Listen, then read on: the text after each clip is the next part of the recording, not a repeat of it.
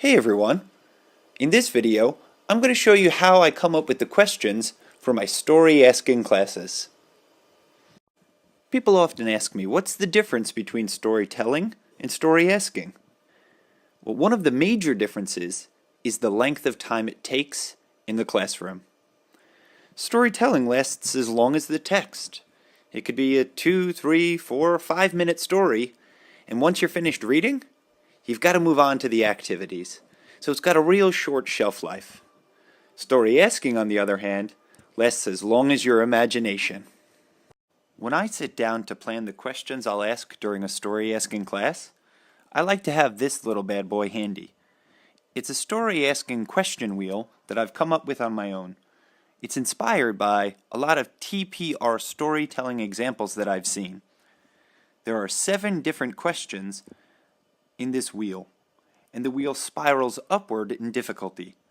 So we start at 1 and move up to 7, from easy to medium to hard. This technique starts out with simple yes-no questions, like, is Brian a teacher? These questions show that students remember details using a simple recognition response. Then I move on to either-or questions. Is Brian a teacher or a student? And in doing so, students show that they understand differences by producing a short answer. Next, I move on to say it wrong. Brian is an ugly teacher. No. Brian is a handsome teacher. In doing so, students show that they can analyze whether the language use fits the facts of the story or the picture that's provided. Next comes fill in the blanks. Brian is a...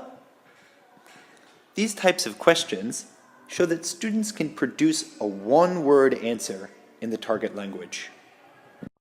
As the wheel continues to spin, the questions become progressively harder, and we move on to simple info questions, where you ask who, what, where, when, how many questions.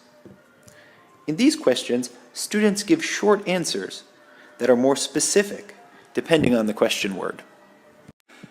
As the wheel spins further, the questions get longer. As such, the answers get longer as well. Next, we move into complex info questions, like how or why questions. With these questions, students evaluate based on criteria from the story. They've got to figure out in their minds a bit more cognitive work. They've got to give you more than just ABC. They go A, B, C, D, E, F, G. And the highest level that I get to in my classroom is what now questions. Something like, what do you think Brian teacher will do next? These types of questions require students to design a continuation of the story by using the elements that we've already covered to create something new. Now that you know the theory behind the technique, let me show you how I put it into practice. The first thing that I do is print out the pictures from the story. Something like this. I want to get a physical copy in my hand so that I can really give a deep analysis of the picture and story elements. The next thing I do is label the picture, and I do this to keep the vocabulary fresh in my mind. It also helps me to insert the vocabulary and the key words into my question prompts.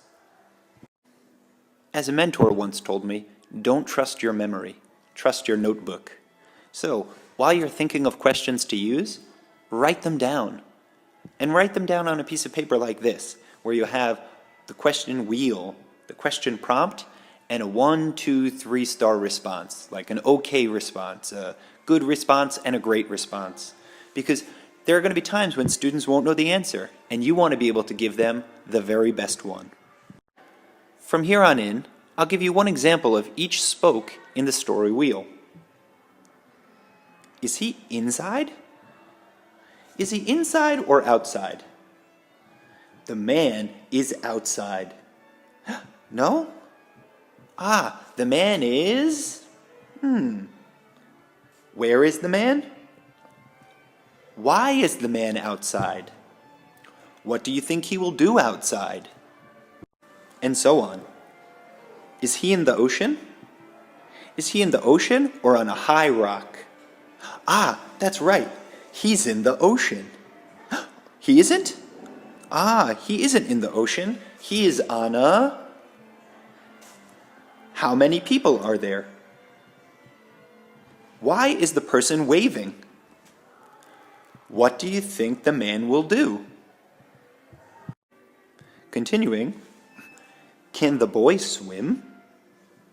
Who can swim, the man or the boy? The boy can swim well, can't he? Oh no, the boy can't. What's happening? Or who can swim? How do you know the boy can't swim? What do you think happens next? Is the boy awake? Is the boy in the ocean or on the beach? The boy feels very happy, doesn't he? The man is helping the... Who is helping the boy? Why is he pushing on his chest? Do you think the boy will start to breathe, or is he going to die? Continuing, are the paramedics helping the boy? Is the boy alive or dead? That's right, he's dead, isn't he? The paramedics bring the boy to the... Where are they now? Why are they listening to the boy's heart? Do you think the boy will be okay? Is the man still in the ocean? What is missing, his shoes or his backpack? The man looks very happy, right? When did his backpack go missing? How do you know that his backpack is gone? Who do you think took his backpack? What will happen next? Are they reading a newspaper? In the story, did a man save a boy, or did a boy save a man? These two people are very young, aren't they? The woman is sitting down in a... What time of day do you think this is? How do you know what time of day it is? What do you think these people will do next? Can you see the man from the story? Are these things inside or outside? There is a very little bit of money, right? The hotel owners say that your hotel room is... How much money do his meals cost? Why do all the people help him? How long do you think he'll stay in Hawaii? Can you see the little boy in this picture? Who can you see, the man or the boy? The man is swimming in the ocean, isn't he? Ah, no, that's right. He's sitting in a beach chair. Okay, perfect. How many days does he stay in Hawaii? Why does he continue his vacation? What would you do if you saw someone drowning? And I always close out a true story like this by showing the real picture of the real hero from the real story. And what this does is it allows me one more opportunity to spin the question wheel, to recycle the content and the questions again and again, so that everybody receives the necessary repetition for comprehension and recall. Storytelling is a wonderful teaching tool. It allows us to tell a story in a way that's engaging and exciting and makes the other person want to hear what happens next. But generally, it's a pretty passive activity. Students listen while you talk. However, using my technique of asking a story and having students participate in the crafting of that story turns a passive activity into an active one. If you like this video and you want to see more information about story asking and storytelling, search my name, Brian Betz, BryanBetz, on Udemy. You can find this course and another one about how to teach and test English conversation in the classroom. I hope you enjoyed the video, and I look forward to hearing from you soon.